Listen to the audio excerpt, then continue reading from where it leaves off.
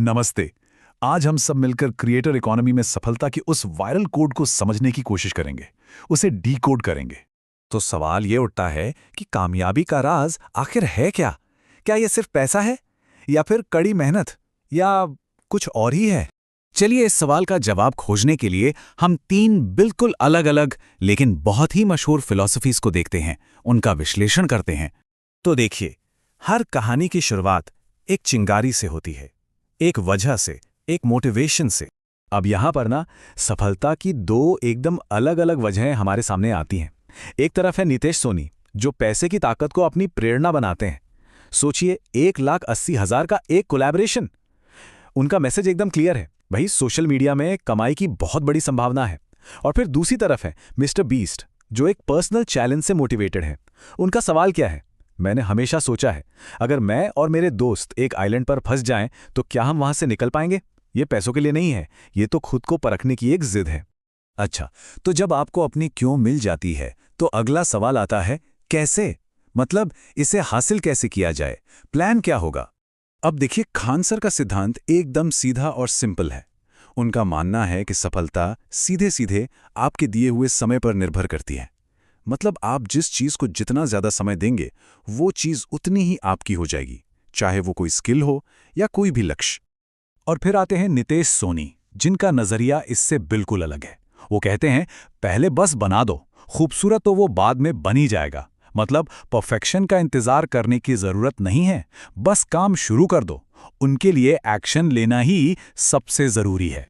और फिर तीसरी स्ट्रैटेजी है मिस्टर बीस्ट की, जो पूरी तरह से प्लानिंग और एग्जीक्यूशन पर बेस्ड है। देखिए स्टेप्स क्या है। पहले कॉन्सेप्ट को टेस्ट करने के लिए एक छोटा सा प्रोटोटाइप बनाओ, फिर बांस और कचरे जैसा सामान इकट्ठा करो, 2 हल्स, क्रॉस बीम और एक डेक बनाओ, फिर जुगाड़ करके पाल, पतवार और चप्पू बनाओ, और आखिर में असली सफर से पहले उसे टेस्ट करो कि वो तैरता भी है या नहीं। ये एक बहुत ही डिटेल्ड और कॉम्प्लेक्स प्लान है, जिसमें समय और एक्शन दोनों का मेल है। लेकिन कोई भी प्लान हकीकत की जमीन पर उतरे बिना पूरा नहीं होता। तो अब बात करते हैं सफर के उस हिस्से की जो अक्सर हमें दिखाई नहीं देता, यानी कि असली संघर्ष की। जरा मिस्टर बीस्ट के चैलेंज को ही देखिए, उनकी टीम को क्या क्या नहीं झेलना पड़ा। भयानक गर्मी और डिहाइड्रेशन, जहरीले सांप और मकड़ियों का डर। टीम के लोग फिजिकली और मेंटली पूरी तरह से टूट चुके थे। एक चप्पू टूट गया था, समंदर की तेज लहरें उन्हें रास्ते से भटका रही थीं, और थकान तो बस अपनी सारी हदें पार कर चुकी थी। और इस पूरी मेहनत की जो इंसानी कीमत थी ना, वो इस एक लाइन से समझी जा सकती है। मुझे तारे नजर आ रहे हैं क्योंकि मुझे इस वक्त बहुत ज्यादा दर्द हो रहा है।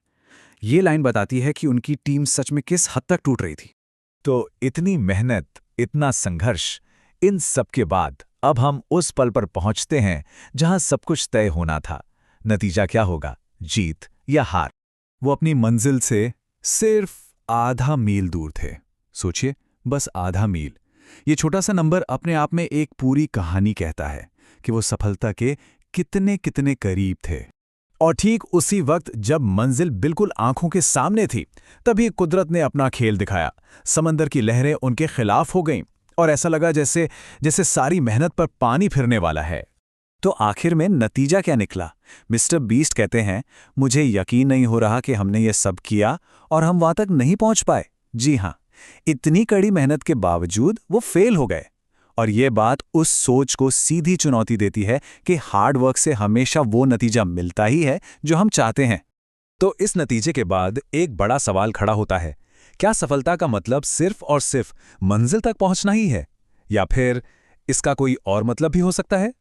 और इसका जवाब हमें खुद मिस्टर बीस्ट के शब्दों में मिलता है। वो कहते हैं, दोस्तों के साथ फिर से हैंग आउट करने में एक अलग ही मजा है। देखिए, ये एक लाइन इस पूरे एक्सपीरियंस को एक नया ही मतलब दे देती है। शायद असली जीत उस आइलैंड तक पहुंचना था ही नहीं। तो ये पूरी कहानी हमें एक बहुत जरूरी सवाल पर लाकर छोड़ देती है कि असली इनाम आखिर क्या है, वो मंजिल या फिर खुद वो सफर ही?